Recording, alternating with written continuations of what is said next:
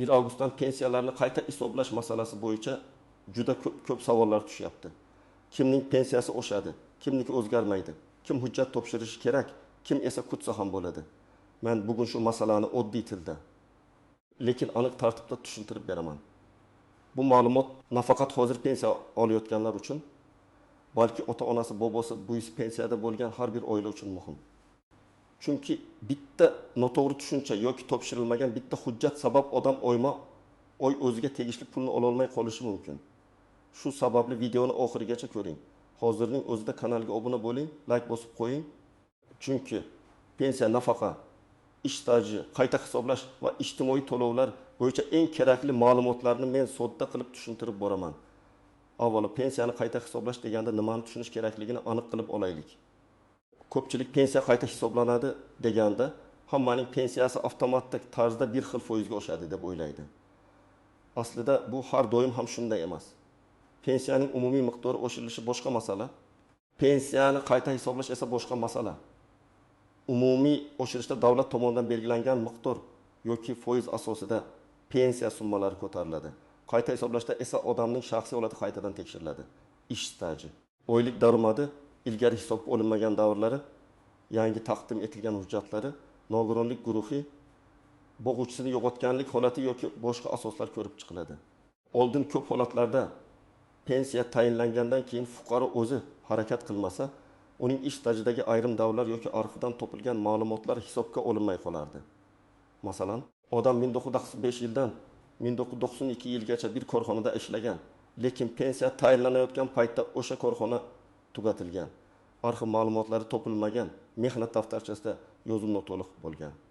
Natijada shu yillar pensiya hisobiga kirmagan bo'lishi mumkin. Keyinchalik hujjat topilsa, pensiyani qayta hisoblash uchun asos paydo bo'ladi. Endi o'zgarayotgan asosiy narsa shuki, 1 avgustdan boshlab ayrim toifadagi pensionerlarning hujjatlari va ma'lumotlari qayta ko'rib chiqilishi, elektron bazalardagi ma'lumotlar bilan solishtirilishi. Ba'zi holatlarda esa fuqaroning murojaatisiz ham qayta hisoblash jarayoni boshlanishi mumkin. Lekin bu hamma odam hech narsa qilmaydi, hammasi o'zi bo'ladi degani emas. Men aynan shuni alohida ta'kidlayman. Kimda qo'shimcha hujjat, arxiv ma'lumotnomasi, sud qarori, ish stajini tasdiqlovchi dalil bo'lsa, u kutib o'tirmasligi kerak. Ilgari pensiya tayinlanayotganda asosiy e'tibor 3 ta narsaga qaratilgan: yosh, ish staji va o'rtacha ish haqi.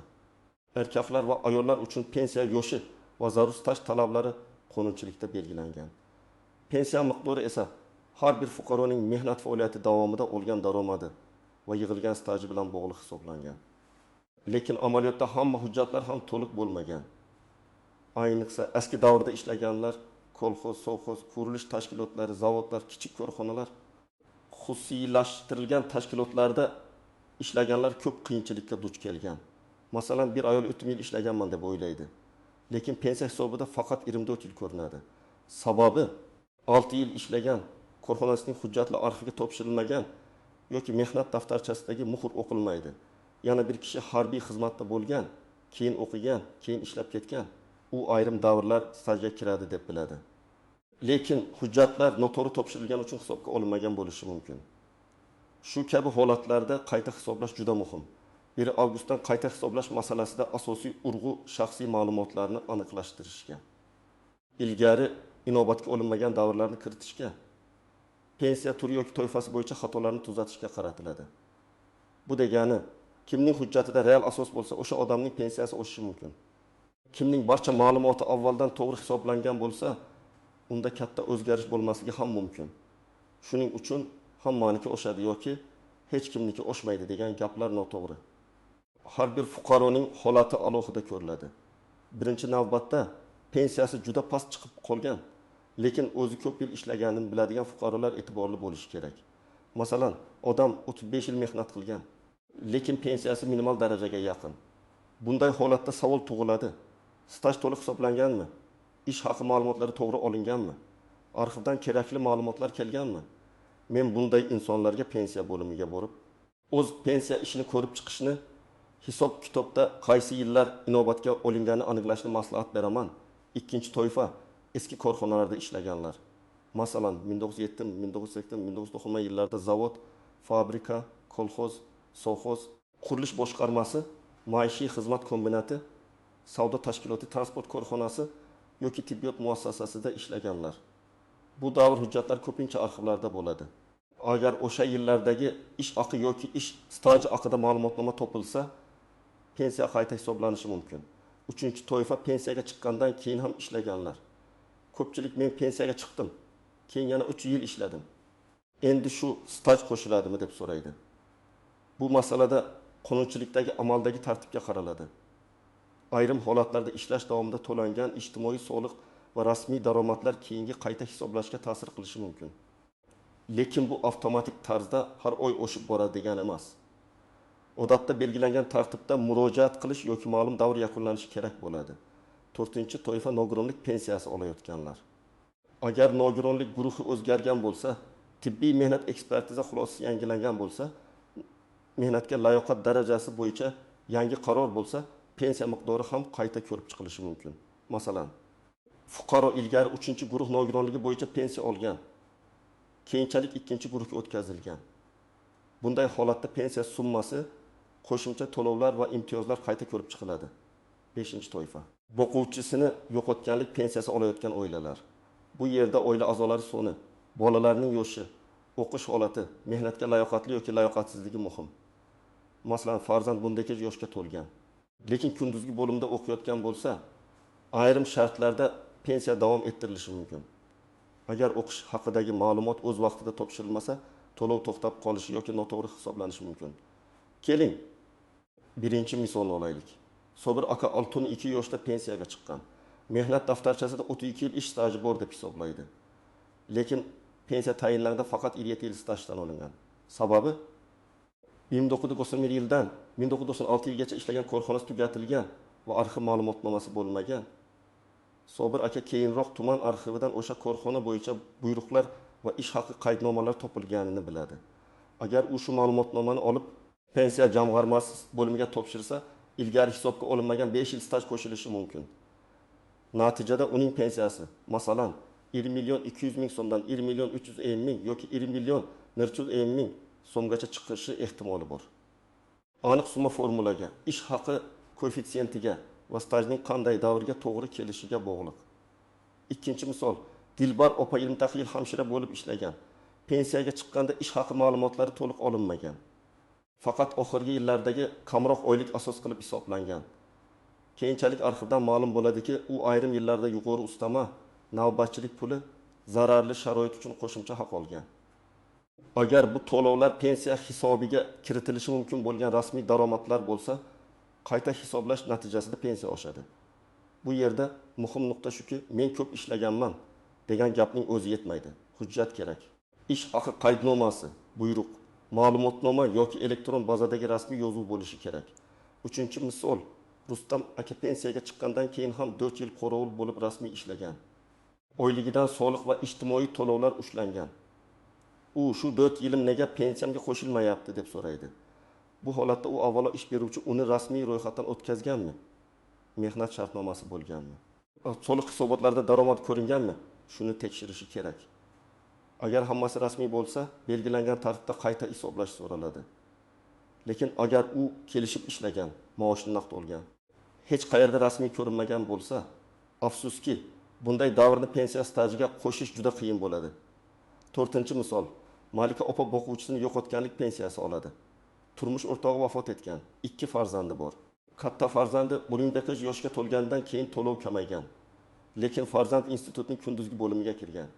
Agar o'qish haqidagi ma'lumotnoma o'z vaqtida topshirilsa, qonunchilikda nazarda tutilgan holatlarda to'lov qayta tiklanishi yoki qayta hisoblanishi mumkin. Agar oila bu ma'lumotni bilmasa, bir necha oy pul yo'qotadi. Keyin murojaat qilganda ham hamma oylar to'liq qaytariladimi yoki yo'qmi? Bu murojaat muddati va hujjatlar holatiga bog'liq bo'ladi. Endi kimlar ortiqcha xavotir qilmasligi mumkinligini ham aytaman. Agar siz pensiyaga yaqinda chiqqan bo'lsangiz, barcha ish stajingiz elektron bazada ko'rinayotgan bo'lsa, ish haqi ma'lumotlaringiz to'liq olingan bo'lsa, pensiya tayinlash qarorida hech qanday e'tirozingiz bo'lmasa, qayta hisoblashdan katta o'zgarish kutmasligingiz mumkin. Lekin baribir shaxsiy ma'lumotlaringizni tekshirib qo'yish zarar qilmaydi. Agar siz minimal pensiya yoki qonunchilikda belgilangan eng kam miqdor asosida pensiya olayotgan bo'lsangiz, umumiy oshirish bo'lsa, sizning pensiyangiz ham belgilangan tartibda oshiriladi. Lekin qayta hisoblash alohida hujjat asosida bo'lsa, sizda qo'shimcha staj yoki daromadni tasdiqlovchi hujjat bo'lmasa, summa sezilarli o'zgarmasligi mumkin. Agar sizning pensiyangiz oldin ham bir necha marta qayta hisoblangan, barcha arxiv hujjatlaringiz topshirilgan, pensiya bo'limi sizga hisob kitobni tushuntirib bergan bo'lsa, yana qayta borish shart emas. Lekin yangi hujjat topilsa, vaziyat o'zgaradi. Masalan, ilgari topilmagan 3 yillik ish haqi ma'lumotnomasi topilsa, bu yangi asos bo'ladi. Eng katta xatolardan biri shuki, odamlar og'zaki gaplarga ishonib qoladi. Qo'shnim aytdi. 1 avgustdan hammaga 500 ming so'm qo'shilar ekan. Mahallada aytishdi, hamma ariza yozish kerak ekan. Telegramda ko'rdim, hujjat topshirmasang pensiya kamayar ekan kabi gaplar juda ko'p tarqaladi. Men bunday xabarlarga darhol ishonmaslikni maslahat beraman. Rasmiy manba bo'lishi kerak. Pensiya jamg'armasi, adliya, hukumat qarori, qonunchilik hujjati yoki vakolatli idoraning e'loni. Ikkinchi nozik jihat. Qayta hisoblash har doim faqat oshirish degani emas. Aksariyat hollarda fuqaro foydasiga bo'ladi. Chunki odam qo'shimcha hujjat topshiradi. Lekin agar oldingi hisobda texnik xato bo'lgan, noto'g'ri ma'lumot kiritilgan yoki asossiz to'lov aniqlangan bo'lsa, idora uni ham tuzatishi mumkin. Shuning uchun hujjatlarni to'g'ri tayyorlash, yolg'on ma'lumot bermaslik va faqat rasmiy dalillarga tayanish kerak. Uchinchi jihat arxiv ma'lumotnomasining sifati. Arxivdan kelgan qog'ozda faqat falonchi ishlagan deb yozilishi yetarli bo'lmasligi mumkin. Ba'zan ishga qabul qilingan sana, ishdan bo'shagan sana, lavozim, buyruq raqami, ish haqi miqdori, tashkilot nomi, muhr va imzo kerak bo'ladi. Agar ma'lumotnoma noto'liq bo'lsa, pensiya bo'limi uni qabul qilsa ham hisobga kiritishda muammo chiqishi mumkin. Shuning uchun arxivga so'rov berganda iloji boricha aniq yozish kerak. Qaysi yillar, qaysi tashkilot, qaysi lavozim, ish haqi va stajni tasdiqlovchi ma'lumot kerakligini ko'rsatish lozim. 4-jihat, familiya, ism otasining ismi o'zgargan bo'lsa, ayollarda turmushga chiqqandan keyin familiya o'zgarishi ko'p uchraydi. Mehnat daftarchasida bir familiya, pasportda boshqa familiya, diplomda 3-ko'rinish bo'lishi mumkin. Bunday holatda nikoh guvohnomasi, familiya o'zgargani haqidagi hujjat, tug'ilganlik guvohnomasi kabi hujjatlar kerak bo'ladi. Aks holda arxivdagi ma'lumot sizniki ekanini isbotlash qiyinlashadi. 5-jihat, norasmiy ishlagan davrlar. Ko'pchilik men bozorda 10 yil ishlaganman, men ustachilik qilganman, men dehqonchilik qilib oilamni boqqanman deydi. Bu mehnat albatta hayotda real mehnat. Lekin pensiya hisobida rasmiylik juda muhim. Soliq to'langanmi, yoki tartibdagi tadbirkor sifatida ro'yxatdan o'tilganmi, mehnat shartnomasi bo'lganmi, ijtimoiy to'lovlar qilinganmi? Shu narsalar hal qiluvchi ahamiyatga ega. Agar hujjat bo'lmasa, pensiya stajga kiritish oson emas. Endi eng muhim qism oddiy fuqaro nima qilishi kerak? Men buni bosqichma-bosqich aytaman. 1-qadam. Hozirgi pensiya miqdoringiz va pensiya tayinlash asoslaringizni aniqlang. Buning uchun yashash joyingizdagi pensiya jamg'armasi bo'limiga murojaat qilishingiz mumkin. Siz mening pensiyam qaysi staj va qaysi ish haqi ma'lumotlari asosida hisoblanganini bilmoqchiman deb so'rashingiz kerak. Iloji bo'lsa, hisob kitobdan ko'chirma yoki tushuntirish oling. Mehnat daftarchangizni tekshiring. Undagi barcha yozuvlar o'qiladimi? Ishga kirgan va ishdan chiqqan sanalar bormi? Muhrlar bor yo'qligini ko'ring. Agar biror yozuv noaniq bo'lsa, o'sha tashkilotning vorisi yoki arxivi qayerda ekanini aniqlang. Ba'zi tugatilgan korxonalarning hujjatlari tuman yoki viloyat arxivida saqlanadi. 3-qadam, arxiv ma'lumotnomalarini yig'ing. Arxivga murojaat qilganda pasport nusxasi, mehnat daftarchasi nusxasi, tashkilot nomi, ishlagan yillar, lavozim haqida ma'lumot olib boring. Agar familiya o'zgargan bo'lsa, nikoh guvohnomasini ham qo'shing. Arizangizda ish tajrimni va ish haqimni pensiya qayta hisoblash uchun tasdiqlab berishingizni so'rayman deb aniq yozing. 4-qadam, ish beruvchidan ma'lumot oling. Agar tashkilot hali faoliyat yuritayotgan bo'lsa, arxivga emas, to'g'ridan to'g'ri o'sha tashkilotning kadrlar bo'limi yoki buxgalteriyasiga murojaat qilinadi. Sizga ish haqi ma'lumotnomasi, buyruqlardan ko'chirma, ishlagan davrni tasdiqlovchi ma'lumot berilishi mumkin. Muhimi, hujjatda tashkilot rahbari yoki mas'ul shaxs imzosi, muhr, sana va raqam bo'lishi kerak. 5-qadam, pensiya jamg'armasiga ariza yozing. Arizada shunday mazmun bo'lishi mumkin. menga tayinlangan pensiyani qo'shimcha taqdim etilayotgan ish staji va ish haqi hujjatlari asosida qayta hisoblab berishingizni so'rayman. Arizaga pasport, pensiya guvohnomasi, mehnat daftarchasi, arxiv ma'lumotnomalari, ish haqi hujjatlari, familiya o'zgarishini tasdiqlovchi hujjatlar va boshqa dalillar ilova qilinadi. 6-qadam ariza qabul qilinganini tasdiqlovchi hujjat oling. Bu juda muhim. Og'zaki topshirib ketmang. Arizangiz ro'yxatdan o'tkazilgan bo'lishi kerak. Qabul qilingan sana keyingi hisob-kitob va muddatlar uchun ahamiyatli. Agar elektron murojaat yuborsangiz, murojaat raqamini saqlab qo'ying. 7-qadam. Javobni kuting va hisob-kitobni tekshiring. Pensiya qayta hisoblangandan keyin faqat oshdi yoki oshmadi degan javob bilan cheklanib qolmang. Qaysi davr qo'shildi, qaysi davr rad etildi, nima sababdan rad etildi, qaysi ish haqi olindi, yangi miqdor qaysi sanadan qo'llanadi, shuni so'rang. Agar javobga rozi bo'lmasangiz, yuqori turuvchi idoraga yoki qonunda belgilangan tartibda sudga murojaat qilish huquqingiz bor. Men har bir pensioner yoki uning farzandlariga oddiy daftar ochishni maslahat beraman. Unda ota-onangizning ishlagan joylarini yillar bo'yicha yozib chiqing. Masalan, 1974 yillar maktab, 1994-1991 yillar zavod, 1995-1990 yillar savdo korxonasi, 1990-2010 yillar tuman shifoxonasi. Har bir joy bo'yicha hujjat bormi yoki yo'qmi? Arxivga so'rab berilganmi? Javob kelganmi? Hammasini qayd eting. Bu ish tartibli bo'lsa, pensiya masalasidagi noaniqliklar tezroq hal bo'ladi. Agar ota-onangizning yoshi katta bo'lsa, ularning xotirasiga tayanib qolmang. Eski diplomlar, harbiy bilet, kasaba uyushmasi bileti, maqtov yorliqlari, ishga oid buyruqlar, eski maosh varaqalari, guvohnomalar, hatto eski mehnat shartnomalari ham foydali bo'lishi mumkin. Ba'zan odam uyidagi eski papkadan pensiyasiga ta'sir qiladigan muhim hujjat topadi. Yana bir maslahat, hujjatlarning asl nusxasini hech kimga topshirib ketmang. Agar majburiy tartib bo'lmasa, nusxa tayyorlang, aslini ko'rsatib, nusxasini qoldiring. Hujjat yo'qolib qolsa, uni qayta tiklash ancha vaqt oladi. 1 avgustdan keyin pensiya summangiz o'zgarsa, bank kartangizga tushgan pulni avvalgi oylar bilan solishtiring. Oshgan bo'lsa, bu umumiy oshirishmi yoki qayta hisoblash natijasimi aniqlang. Chunki umumiy oshirish hamma tegishli toifadagilarga tatbiq etilishi mumkin.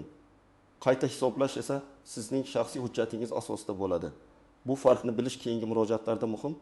Agar siz hujjat topshirgan bo'lsangiz, 1 avgustdan keyin ham o'zgarish bo'lmasa, darhol xulosa chiqarmang. Arizangiz ko'rib chiqilayotgan bo'lishi mumkin. Lekin belgilangan muddat o'tgandan keyin yozma javob talab qiling. Hali ko'ramiz, keyin keling. Bazada chiqmayapti kabi og'zaki javoblar bilan cheklanib qolmang. Har bir murojaatning rasmiy javobi bo'lishi kerak. Agar pensiyangiz kamayib qolsa yoki kutilmagan ushlab qolish bo'lsa, buning sababini yozma ravishda so'rang. Ba'zan ortiqcha to'langan summa ushlab qolinishi, hujjat muddati tugashi, o'qish ma'lumotnomasi topshirilmagani, nogironlik guruhi bo'yicha qayta ko'rikdan o'tilmagani sabab bo'lishi mumkin. Sababini bilmasdan turib, muammoni hal qilib bo'lmaydi. Mendan ko'p so'rashadi. Hamma pensioner ariza yozish shartmi? Yo'q, hamma ariza yozish shart emas.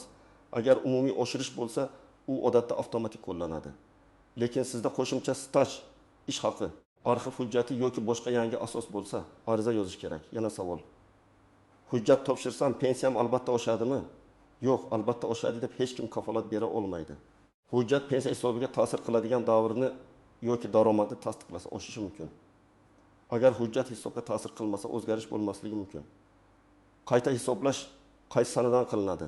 Bu ham hujjat turiga, murojaat sanasiga va qonunchilikdagi tartibga bog'liq. Ayrim hollarda ariza berilgan kundan, ayrim hollarda huquq paydo bo'lgan kundan hisoblanishi mumkin. Shuning uchun arizani kechiktirmaslik kerak. Farzandlar ota-onasi uchun murojaat qilsa bo'ladimi? Bo'ladi. Lekin odatda ishonchnoma yoki qonuniy vakillik hujjati kerak bo'ladi. Agar ota yoki ona yura olmasa, sog'lig'i imkon bermasa, ishonchnoma rasmiylashtirish va hujjatlarni farzandlar orqali topshirish mumkin. Elektron murojaat qilish mumkinmi? Ko'p xizmatlar bosqichma-bosqich elektron shaklga o'tyapti. Lekin ayrim hujjatlar asl nusxada tekshirilishi mumkin. Shuning uchun elektron murojaat qulay bo'lsa ham, kerak bo'lsa tuman bo'limiga borishga tayyor turish kerak. Demak, 1 avgustdan pensiyalarni qayta hisoblash masalasida eng asosiy fikr shuki, kimda qo'shimcha asos va hujjat bo'lsa, o'sha odamning pensiyasi oshishi mumkin. Kimning hujjatlari oldin to'liq hisoblangan bo'lsa, katta o'zgarish bo'lmasligi ham mumkin. Eng muhimi, mish-mishlarga emas, rasmiy ma'lumotga ishoning, o'z pensiya ishingizni tekshiring. Arxiv va ish haqi hujjatlarini yig'ing. Arizani yozma topshiring va javobni yozma oling. Men ekspert sifatida shuni aytaman. Pensiya masalasida odam o'z huquqini bilsa, ko'p narsani tiklab olishi mumkin. Lekin huquqni bilishning o'zi yetmaydi, uni hujjat bilan isbotlash kerak. Shuning uchun bugunoq ota-onangizning mehnat daftarchasini ko'rib chiqing. Ishlagan joylari ro'yxatini tuzing. Yetishmayotgan yillarni aniqlang va kerak bo'lsa arxivga murojaat qiling. Sizning pensiyangiz avgustdan keyin oshdimi yoki hali o'zgarish yo'qmi? Izohlarda yozib qoldiring. Savollaringiz bo'lsa, vaziyatingizni qisqacha yozing. Men keyingi videolarda eng ko'p uchraydigan holatlarni alohida tushuntirib beraman. Videoga like bosing, kanalga obuna bo'ling va bu ma'lumotni pensiyadagi yaqinlaringizga yuboring.